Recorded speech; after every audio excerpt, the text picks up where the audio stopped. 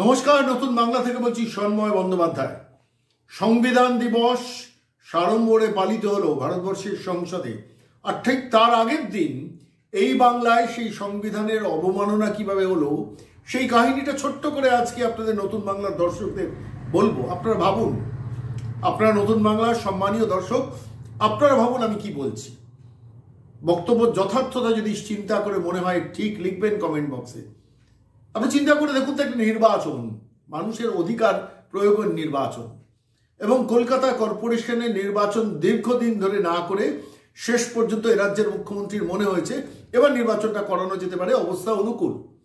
এবং সেই পরিস্থিতিতে দাঁড়িয়ে যখন বিরোধী রাজনীতিকরা বলছেন যে একই সঙ্গে কলকাতা কর্পোরেশন, হাওড়া কর্পোরেশন এবং পশ্চিমবঙ্গের যে 112টা পুরসভা নির্বাচন বাকি আছে একই দিনে করানো উচিত, তাহলে অন্তত কোনো ধরনের সন্ত্রাস মোকাবিলা করা যাবে। তার কারণ একটি এলাকার সন্ত্রাসবাদীরা অন্য এলাকায় মুভ করবে না। এই যুক্তিবোধের জায়গা থেকেই কিন্তু রাজ্যপালও বলেছিলেন এ রাজ্যে রাজ্য নির্বাচন কমিশনার সৌরভ দাসকে ডেকে যে একই দিনে নির্বাচন করানোর। তাতে কর্ণপাত করেননি সৌরভ দাস, যিনি বর্তমানে রাজ্যের নির্বাচন কমিশনার। আমরা কি দেখলাম? রাজ্যের নির্বাচন কমিশনার ডিক্লেয়ার করলেন আচমকা, ঠিক একদিন আগে ডিক্লেয়ার করলেন যে আমরা এই নির্বাচন আজকে ডিক্লেয়ার করছি, সম্ভবত 25 তারিখ ডিক্লেয়ার করলেন। বললেন আমরা যখন নির্বাচনটা ডিক্লেয়ার করছি তখন থেকেই নমিনেশন জমা দেওয়ার দিন। আপনি ভাবুন, একজন নির্বাচন কমিশনার তিনি অ্যানাউন্স করছেন যে কলকাতা কর্পোরেশনের নির্বাচন হবে 19 তারিখ, আর আজকে আমি যে মুহূর্তে আপনাদের কাছে ঘোষণা করছি এই নির্বাচনের দিন, সেই সময় থেকেই নমিনেশন জমা দেওয়ার দিন। সারা ভারতবর্ষের কোনো রাজ্যে কখনো কোনো নির্বাচন কমিশন এই জাতীয় অসভ্যতা করেছে যা সৌরভ দাস করে দেখালেন? একটু ভাবুন আপনারা, যে নির্বাচন কমিশনার প্রেস কনফারেন্স করে অ্যানাউন্স করছেন যে 19শে ডিসেম্বর কলকাতা কর্পোরেশনের নির্বাচন, আর সেই নির্বাচনের নমিনেশন জমা দেওয়া এই আমি অ্যানাউন্স করলাম তখন থেকে শুরু হয়ে গেল। 1 তারিখ নির্বাচন কমিশনের নমিনেশন জমা দেওয়ার লাস্ট ডেট, এবং তারপর প্রসেসিং 19 তারিখ ইলেকশন, 20 তারিখ বাদ দিয়ে 21 তারিখ রেজাল্ট। এই তাড়াহুড়োর প্রয়োজনটা কি? সেটা তো একটি দিক, কিন্তু আমরা যে বিষয়টাতে আপনাদের উল্লেখ করব যে সংবিধানের কতটা অবমাননা করা যায় বারবার এ রাজ্য তো বিভিন্নভাবে দেখাচ্ছেন। মমতা বন্দ্যোপাধ্যায় বিধানসভায় দেখিয়েছেন, বিধানসভার বাইরে দেখিয়েছেন, বিভিন্নভাবে সরকারি আইন কানুনের কিছু তো আটকা করেন না, সমস্ত কিছু তার কথাটাই আইন। ঠিক সেইভাবে নির্বাচন স্পিকার, আপনারা জানেন বিধানসভা স্পিকার, তাকে দিয়েও এইভাবে কাজকর্ম করেন। নির্বাচন কমিশনারকে দিয়ে এইভাবে করাচ্ছেন, এবং কাকে দিয়ে করাচ্ছেন? সৌরভ দাস। কে এই সৌরভ দাস? প্রাক্তন আইএস অফিসার। তিনি দীর্ঘদিন পঞ্চায়েত দপ্তরটা সামলেছেন, এবং সৌরভ দাস যখন পঞ্চায়েত দপ্তর সামলেছেন সুব্রত মুখার্জি তখন মন্ত্রী, এবং বিভিন্ন সূত্র ধরে আমরা বারবার শুনেছি কোটি কোটি টাকার তছরূপ এই পঞ্চায়েত দপ্তর থেকে হয়।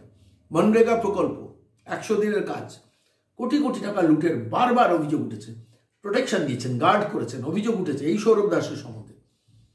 এবং তিনি যখন OSD, officer on special duty panchayat দপ্তরে, সেই সময় পঞ্চায়েত নির্বাচন হয় 2018, এবং সেই পঞ্চায়েত নির্বাচনে 34% প্রার্থীরা নমিনেশন জমা দিতে পারেনি। সেই থেকেই মমতা বন্দ্যোপাধ্যায়ের নজরে পড়ে যান এই সচিব, ইয়েস ম্যাম বলা সচিব, এবং শেষ পর্যন্ত তাকে নিয়ে গিয়ে বসানো হয়েছে কিসের? রাজ্য নির্বাচন কমিশনের সভাপতি হিসেবে, মানে রাজ্য নির্বাচন কমিশনার হিসেবে, যাতে তাকে দিয়ে সমস্ত কাজগুলো করা যায়।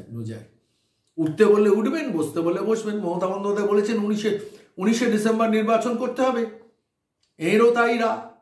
কিন্তু প্রশ্নটা হচ্ছে একটা অন্য জায়গায়। আপনারা ভাবুন একটু, যেখানে দাঁড়িয়ে বিরোধী রাজনীতিকরা এইটা নিয়ে মামলা করেছেন, আদালতে গেছেন, হাইকোর্টে গেছেন, সমস্ত পুরসভাগুলো এবং কলকাতা কর্পোরেশন এবং হাওড়া কর্পোরেশন নির্বাচন একদিনে করানোর, যখন এই দাবি নিয়ে বিরোধীরা হাইকোর্টে গেছেন, ঠিক সেই সময় হাইকোর্টে গিয়ে নির্বাচন কমিশনের উকিল বলেছেন যে আমরা এখনই ডিক্লেয়ার করছি না, যখন মামলা হয়েছে ব্যাপারটা নিয়ে।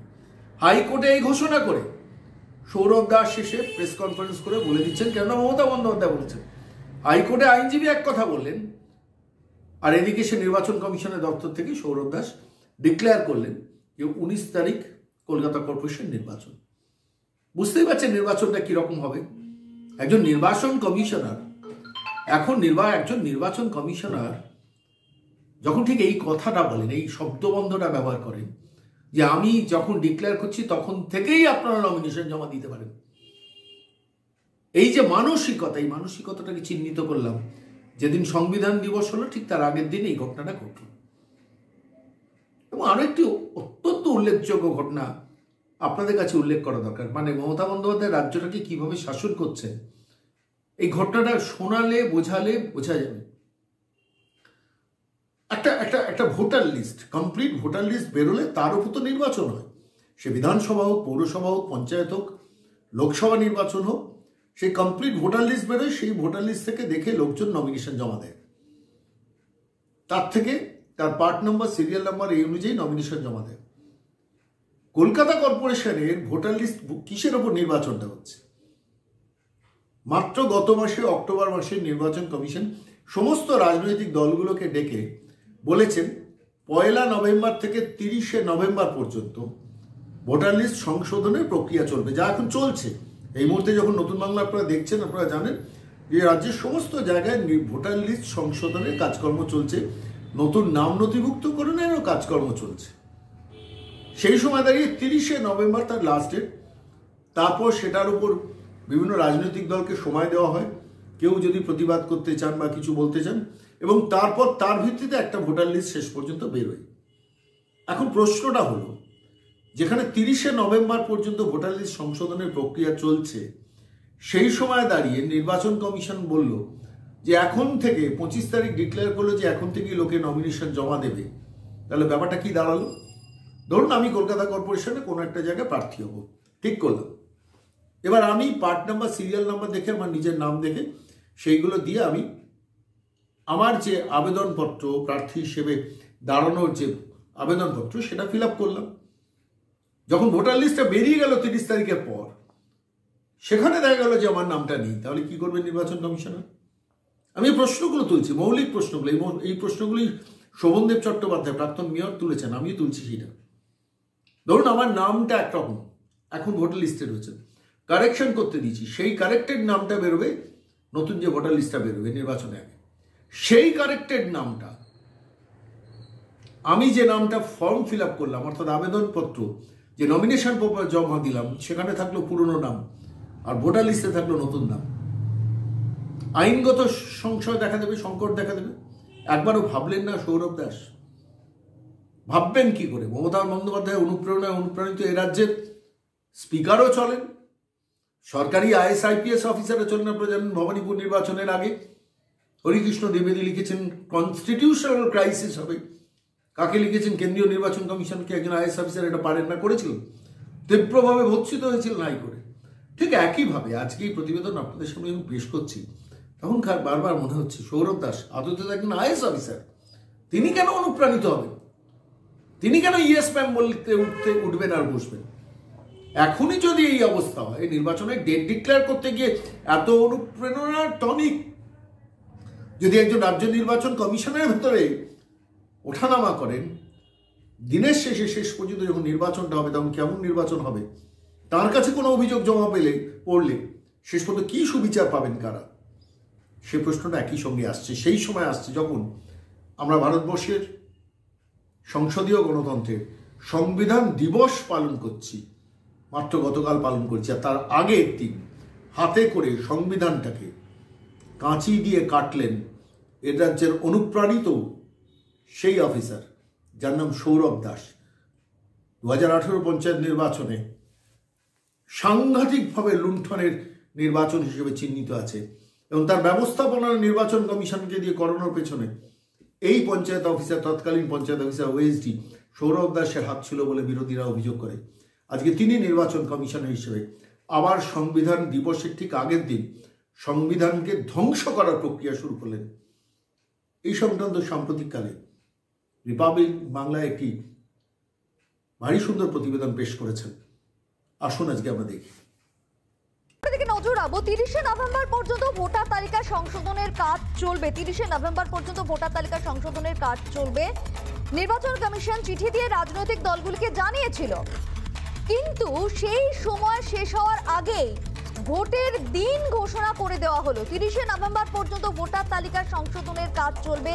চিঠি দিয়ে রাজনৈতিক দলগুলিকে জানিয়েছিল নির্বাচন কমিশন, কিন্তু তার আগেই দেখা যাচ্ছে যে ভোটের দিন ঘোষণা করে দেওয়া হলো নির্বাচন কমিশনের, রাজ্য নির্বাচন কমিশনের তরফ থেকে। ঠিক এই জায়গায় কিন্তু প্রশ্ন উঠছে যে যেখানে 30শে নভেম্বর পর্যন্ত ভোটার তালিকা সংশোধনের কাজ চলার কথা, নির্বাচন কমিশন নিজেই চিঠি দিয়ে আগে থেকে প্রকাশ করেছিল, রাজনৈতিক দলগুলোকে জানিয়েছিল, তার আগে তাহলে কি করে রাজ্য নির্বাচন কমিশন ভোটের দিন ঘোষণা করে দিল?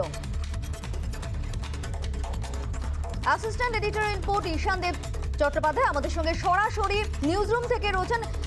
ঈশান দেব, ঠিক এই জায়গাটাই প্রশ্ন, যেখানে নির্বাচন কমিশন চিঠি দিয়ে রাজনৈতিক দলগুলোকে আগে থেকে জানিয়ে দিল যে 30শে নভেম্বর পর্যন্ত ভোটার তালিকা সংশোধনের কাজ চলবে, ঠিক তার আগে রাজ্য নির্বাচন কমিশন ভোটের দিন কিভাবে ঘোষণা করে দিতে পারবে? দেখো শ্রাবণী, ঠিক এই প্রশ্নটাই তুলেছেন কলকাতার প্রাক্তন মেয়র শোভন চট্টোপাধ্যায়। অত্যন্ত প্রাসঙ্গিক প্রশ্ন যে ভোটার তালিকা সংশোধনের কাজ যখন চলছে সেই সময় সেই সংশোধনের কাজ শেষ হওয়ার আগেই কিভাবে নির্বাচনের দিনক্ষণ ঘোষণা করে দেওয়া যায়। ভোটার তালিকা সংশোধিত হয়ে নতুন ভোটার তালিকা আসবে, অর্থাৎ কারা নতুন ভোটার হিসেবে ভোটার তালিকা জায়গা পেলেন, কারা প্রয়াত হয়েছেন, কাদের নাম বাদ গেল, কারা স্থানান্তরিত হয়েছেন এক ওয়ার্ড থেকে অন্য ওয়ার্ডে, সেই নিয়ে একটা ফ্রেশ ভোটার লিস্ট আসবে এবং তার ভিত্তিতে ভোট হবে, এটাই দস্তুর। কিন্তু সেই ভোটার তালিকা যখন সংশোধনের কাজ চলছে সেই সময় কিভাবে ভোট ঘোষণা করে দেওয়া হলো, তাহলে কোন ভোটার তালিকার ভিত্তিতে এই কাজ হবে, এই ভোট গ্রহণ করা হবে, কোন ভোটার তালিকাকে রাজ্য নির্বাচন কমিশন অ্যাডাপ্ট করতে চলেছে, এই বিষয়টা যে সম্পূর্ণ অস্পষ্ট, সেই প্রশ্ন কিন্তু শোভন চট্টোপাধ্যায় কলকাতার প্রাক্তন মেয়র এবং যিনি কলকাতার পুরো আইন বা নির্বাচনী আইন সম্পর্কে অত্যন্ত অভিজ্ঞ, দীর্ঘদিন এই ইলেকটোরাল পলিটিক্সে থাকার কারণে তিনি কিন্তু এই প্রশ্ন এক্সক্লুসিভলি রিপাবলিক বাংলার ক্যামেরার সামনে তুলেছিলেন। এবং এখন একটি চিঠি আমরা সামনে আনছি। ডিস্ট্রিক্ট ইলেকশন অফিসারের তরফ থেকে এই চিঠি দেওয়া হয়েছিল সবকটি রাজনৈতিক দলকে। এই চিঠির ওপরে লেখা রয়েছে যে Congress, CPM, Trinamool, BJP, RSP, CPI, BSP, NCP সহ সমস্ত দলকে এই চিঠি পাঠানো হয়েছিল এবং একটি নির্দিষ্ট তারিখে তাদেরকে বৈঠকে আসতে বলা হয়েছিল। সেই বৈঠক কিসের জন্য? না, 1 নভেম্বর থেকে 30শে নভেম্বর, 1 নভেম্বর থেকে 30শে নভেম্বর পর্যন্ত ভোটার তালিকা সংশোধনের কাজ চলবে এবং সেই বিষয়ে আগে রাজনৈতিক দলগুলির সঙ্গে আলোচনা করে নেওয়ার জন্য গত 28শে অক্টোবর আলিপুরের সার্ভে বিল্ডিংয়ে তাদেরকে একটি বৈঠকে ডাকা হয়েছিল এবং সেই বৈঠকে বিভিন্ন রাজনৈতিক দল যোগ দেয়। এই চিঠি থেকে কিন্তু স্পষ্ট যে নির্বাচন কমিশনের তরফ থেকেই জানানো হয়েছে অফিসিয়ালি যে 1 নভেম্বর থেকে 30শে নভেম্বর পর্যন্ত ভোটার তালিকা সংশোধনের কাজ চলবে। যেখানে এই কাজ চলবে অফিসিয়ালি জানানো হচ্ছে, সেখানে তার আগেই কাজ শেষ হওয়ার আগেই কিভাবে নির্বাচনের নির্ঘণ্ট ঘোষণা হলো, এই প্রশ্নটা কিন্তু খুব বড় করে সামনে উঠে আসছে। ঈশান দেব, তুমি আমাদের সঙ্গে থাকো। প্রাক্তন মেয়র শোভন চট্টোপাধ্যায় এই বিষয়ে রিপাবলিক বাংলাকে ঠিক কি বলেছেন শুনে নেব। একটা ভোটার লিস্ট যখন ধরুন স্ক্র্যাপ করে দেওয়া হয় বা ভোটার লিস্টে সংশোধন, বিয়োজন বা অন্যান্য বিষয় হয়, নতুনভাবে নামের নথিভুক্তকরণ হয়, তার প্রক্রিয়া যখন একটা নির্দিষ্ট autonomous body central election commission থেকে হচ্ছে, তাহলে সেখানে যে ধরনের সিদ্ধান্তটা হবে যে আমার নাম ঢুকলো, আমার নাম ঢুকলো না, আমার নাম বাদ গেল, আমার নাম বাদ গেল না, মৃত ব্যক্তির নাম বাদ গেল না, কে কোন জায়গা থেকে শিফট করেছে, সেইটে যে সিদ্ধান্ত হয় সেন্ট্রাল ইলেকশন কমিশন, আগে 1985 সালের গাস্টিন প্রেস থেকে কলকাতা পৌরসভার নিজস্ব ভোটার লিস্ট হতো। তাহলে এবারে সেই ভোটার লিস্টটা অ্যাডপ্ট করবে কবে, কোন সময় অ্যাডপ্ট করবে? ভোটার লিস্ট কি অ্যাডপ্ট করা হয়ে গেছে? যে ভোটার লিস্টটা অ্যাডপ্ট করা হয়েছে সেটা তার মানে সম্পূর্ণ নয়, যার জন্যই ভোটার লিস্ট এই প্রসেস শুরু হয়েছে 30শে নভেম্বর পর্যন্ত। 30শে নভেম্বরের পর সেগুলোকে করা হবে, এনকোয়ারি করা হবে। এনকোয়ারি করে কারোর নাম নতুন করে উঠবে, যাদের 18 বছর ভোটাধিকার বা অন্যান্য কারণে হয়েছে তাদের নাম উঠবে, যাদের স্থান পরিবর্তন হবে, যারা মৃত ব্যক্তি বা চলে গেছে তাদের নাম সম্বন্ধে সিদ্ধান্ত হবে, একটা ফ্রেশ ভোটার লিস্ট বেরোবে। সেটা কবে বেরোবে? সেটা তো 18ই জানুয়ারি বেরোতে পারে, ফেব্রুয়ারিতে বেরোতে পারে, কারণ 30শে নভেম্বর শেষ হলে বিভিন্ন রাজনৈতিক দলের অপশন আছে যে তারা আবেদন করতে পারে। একেবারে যুক্তিসঙ্গত বিষয় কিন্তু তুলে ধরেছেন ঈশান দেব। আমরা দেখলাম যে প্রাক্তন মেয়র শোভন চট্টোপাধ্যায় রিপাবলিক বাংলার মুখোমুখি যেমনটা বললেন যে তাহলে কোন বিলটা অর্থাৎ কোন তালিকাটা নেওয়া হলো, অ্যাডপ্ট করা হলো, যেটা এখনো পর্যন্ত সম্পূর্ণ হয়নি সেটা, তাহলে কিভাবে ভোট করা সম্ভব হবে এই অসংশোধিত তালিকাটি নিয়ে, কি বলবে? তাই অত্যন্ত টেকনিক্যাল একটা ফল্ট থেকে যাচ্ছে এর মধ্যে একটি টেকনিক্যাল ফল্ট থেকে যাচ্ছে এবং সেই ফল্ট নিয়েই প্রশ্ন তুলেছেন কলকাতার প্রাক্তন মেয়র। তার প্রশ্ন যে কোনো প্রশাসনিক কর্তার ঘরে বা ডিএমের ঘরে, কলকাতার পুর কমিশনারের ঘরে যদি কোনো একটা পুরনো ভোটার লিস্ট থাকে, তাহলে সেইটাকেই নতুন করে ছাপিয়ে কি ভোট করে দেওয়া সম্ভব? সেটা কি আদৌ নৈতিক হচ্ছে? যখন ভোটার তালিকা সংশোধনের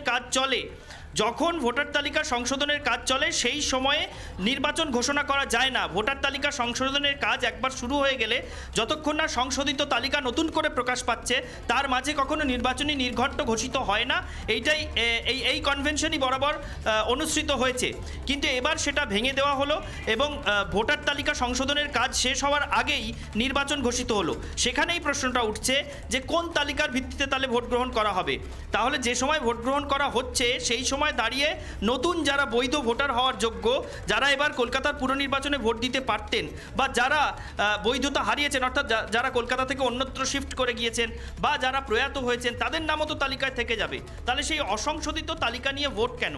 এই প্রশ্ন কিন্তু কলকাতার প্রাক্তন মেয়র তুলেছেন এবং তারপরেই কিন্তু বিরোধী রাজনৈতিক শিবিরে তা নিয়ে জোর তোড়পাড় শুরু হয়ে গিয়েছে।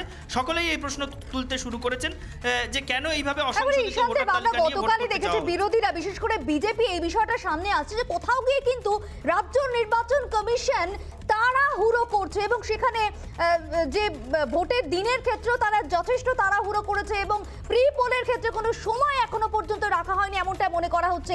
এই বিষয়টা আরো একটা ইস্যু কি বিরোধীদের হাতে তুলে দিল? একেবারেই তাই। এই ইস্যু নিয়ে কিন্তু বিরোধীরা সরব হয়েছেন এবং কলকাতা হাইকোর্টে তুমি জানো ইতিমধ্যেই মামলাটি চলছে। কলকাতা হাইকোর্টে মামলা বিচারাধীন থাকাকালীনই কিন্তু নির্বাচনী নির্ঘণ্ট ঘোষিত হয়েছে। এখন বিজেপি সূত্রে যে খবর আসছে যে বিজেপির তরফ থেকে কলকাতা হাইকোর্টকে আবার জানানো হবে, এই পয়েন্টটা রেজ করা হবে যে ভোটার তালিকা সংশোধনের কাজ যখন চলছে, নতুন তালিকা যখন আসেনি সেই সময় নির্ঘণ্ট ঘোষণা করে দেওয়া হয়েছে। এটা আদৌ আইনি কিনা, আদৌ নৈতিক কিনা, রাজনৈতিক সদিচ্ছা কতটা, এই সমস্ত প্রশ্ন তারা তুলতে চলেছেন। এবং যদি কলকাতা হাইকোর্টে অবিলম্বে ইনজাংশন না পাওয়া যায় তাহলে আরও উচ্চতর আদালতে অর্থাৎ সুপ্রিম কোর্টে যাওয়ার ভাবনাও যে রয়েছে সে কথাও কিন্তু বিজেপির অন্দরে তা নিয়েও কিন্তু আলোচনা শুরু হয়েছে। যদিও এ নিয়ে বিজেপির তরফ থেকে এখনও কোনো অফিসিয়াল স্টেটমেন্ট দেওয়া হয়নি, কিন্তু বিজেপি নেতৃত্বের একাংশ যে সুপ্রিম কোর্টে যাওয়ার চিন্তাভাবনাও মাথায় রাখছেন সে কথাও কিন্তু বিজেপি সূত্রে সেই খবরও সামনে আসছে। শ্রাবণী, রাজ্য নির্বাচন কমিশনের তরফ থেকে এই বিষয়ে কোনো প্রতিক্রিয়া কি এখনো পর্যন্ত পাওয়া গিয়েছে? এখনো পর্যন্ত রাজ্য নির্বাচন কমিশন এ নিয়ে কোনো প্রতিক্রিয়া দেয়নি। কলকাতা প্রাক্তন মেয়র যিনি রিপাবলিক বাংলাকে এক্সক্লুসিভ সাক্ষাৎকারে এই পয়েন্টটা জানিয়েছেন, সেটা নিয়ে কিন্তু আজ সকাল থেকেই সবচেয়ে বেশি চর্চা শুরু হয়েছে। এবং তোমাকে যেটা জানাতে চাইবো যে এই যে ভোটার তালিকা সংশোধনের কাজ, এটা কিন্তু রাজ্য নির্বাচন কমিশন করতে পারে না, এটা কেন্দ্রীয় নির্বাচন কমিশন করে। এবং কেন্দ্রীয় নির্বাচন কমিশন তালিকা সংশোধন করে নতুন তালিকা প্রকাশ করার পরে রাজ্য নির্বাচন কমিশন সেই তালিকাকেই অ্যাডপ্ট করে। ফলে কোন তালিকা রাজ্য নির্বাচন কমিশন অ্যাডপ্ট করবে সে বিষয়ে কিন্তু এখন সবাই রাজ্য নির্বাচন কমিশনের জবাব চাইছেন যে কোন তালিকার ভিত্তিতে তারা ভোট করাতে চলেছেন। তবে সেই প্রশ্নের জবাব এখনো দেওয়া বাকি। কমিশনের তরফ থেকে এখনো পর্যন্ত অবস্থান স্পষ্ট করা হয়নি। একবারে এই খবরের দিকে এবং এই বিষয়টির দিকে অবশ্যই আমাদের নজর রাখতে হবে। ঈশান দেব চট্টোপাধ্যায় আমাদের অ্যাসিস্ট্যান্ট এডিটর ইনপুট আমাদের সঙ্গে সরাসরি নিউজ রুম থেকে ছিলেন। আপনাদের আরও একবার আমরা জানিয়ে রাখি যে 30শে নভেম্বর পর্যন্ত ভোটার তালিকা সংশোধনের কাজ চলবে। নির্বাচন কমিশন চিঠি দিয়ে রাজনৈতিক দলগুলোকে জানিয়েছিল এবং সেক্ষেত্রে চিঠি দিয়ে রাজনৈতিক দলকে জানানোর পরে রাজ্য নির্বাচন কমিশন কিভাবে ভোটের দিন ঘোষণা করতে পারে এই নিয়ে কিন্তু প্রশ্ন উঠেছে। এই বিষয়টি নিয়ে আমরা কথা বলেছিলাম বিজেপির সর্বভারতীয় সহ সভাপতি দিলীপ ঘোষের সঙ্গে। তিনি কি বলেছেন আমরা শুনবো। আমি আগে দাবি রেখেছিলাম যে সব পৌরসভা একসঙ্গে হোক এবং নতুন ভোটার তালিকায় হোক। যে ভোটার তালিকা প্রসেসের মধ্যে আছে, আমি জানি না কোনটাকে ওনার আধার হিসাবে ধরছে, তো কর্পোরেশনের বা এতে যখন নতুন ভোটার তালিকা হচ্ছে, সেটা কমপ্লিট হলে যে আমরা বলেছিলাম জানুয়ারিতে ভোট হোক, খসড়া ভোটার তালিকাকে ফাইনাল করে তারপরে ওটা লাগানো ওই ভোটার তালিকা দিয়ে হয়। তো এটাই বাস্তব। তা নাহলে বহু লোক যারা এখানকার নাগরিক তারা বঞ্চিত হবেন এখান থেকে ভোট দেওয়ার থেকে। আমরা কথা বলেছিলাম প্রাক্তন মেয়র শোভন চট্টোপাধ্যায়ের সঙ্গে, রিপাবলিক বাংলা মুখোমুখি হয়েছিল। শোভন চট্টোপাধ্যায় বেশ কিছু প্রশ্ন কিন্তু সামনে উঠিয়ে দিয়েছেন এবং সেই পরিপ্রেক্ষিতে আমরা কথা বলেছিলাম তৃণমূল সাংসদ সৌগত রায়ের সঙ্গে। তিনি কি বলেছেন শুনবো। তো বিধানসভায় যে ভোটার তালিকা ছিল তার ভিত্তিতেই ভোট হবে, অসুবিধা কি আছে তাতে? খুব হতে পারে, হ্যাঁ, খুব খুব সম্ভব। কারেন্ট যেটা এক্সিস্টিং ভোটার তালিকা তার ভিত্তিতে হবে, এর মধ্যে কোনো কনফিউশনের কোনো স্কোপ নেই। ভোটার তালিকা সংশোধন একটা ইন্ডিপেন্ডেন্ট ব্যাপার, হচ্ছে যখন হবে দেখা যাবে।